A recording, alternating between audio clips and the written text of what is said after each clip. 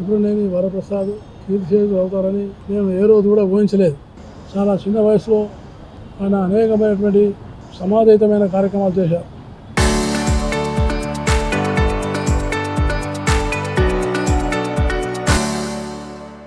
త్రిపురనేని వరప్రసాద్ గారు ఆయన చాలా అత్యంత ఆత్మీయుడు.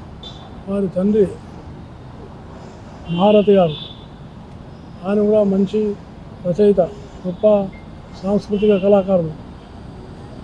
అనేకమైనటువంటి రామాయణ మహాభారతాల మీద చాలా జాగ్రత్తగా వ్యాఖ్యానం చేసినటువంటి మహానుభావుడు.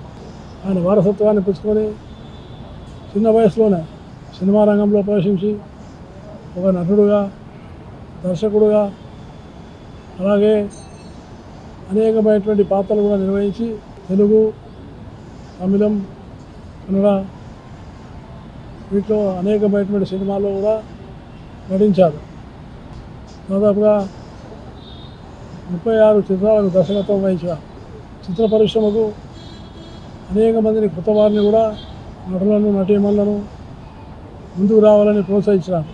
అలాగే భారతీయ జనతా పార్టీలో చాలా కీలకమైనటువంటి పాత్ర నిర్వహించి సినీ ప్రముఖులందరినీ కూడా భారతీయ జనతా పార్టీకి దగ్గర చేయడంలో ఆయన కృషి చాలా ఎనలేనటువంటిది. ఎప్పుడైనా ఆయన పరరహితం కోసం పాటుపడేవాడు కానీ తన సొంతం కోసం పాటుపడలేదు. నేను గవర్నర్గా ఉన్నప్పుడు చండీగఢ్ కూడా వచ్చారు. అప్పుడు కూడా మీ పిల్లల పరిస్థితి ఏమిటంటే సమాజం కోసం వచ్చేటువంటి పనుల గురించే మాట్లాడినారు.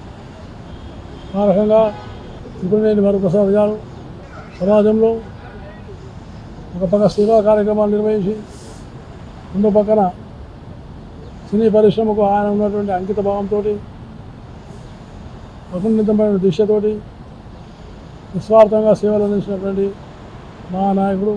ముందు వారి యొక్క వారసత్వాన్ని తీసుకున్నటువంటి త్రిపురనేని మహారాజు గారి నుంచి నేటి వరకు కూడా ఆ తరాన్ని ఆదర్శంగా తీసుకోవాలని నేను వారి మరణం పట్ల నా పడగాల సంతాపం తెలియజేస్తూ, ఆయన మరణము చలనచిత్ర పరిశ్రమ రంగానికి చాలా తీవ్ర లోటుగా నేను భావిస్తా ఉన్నాను.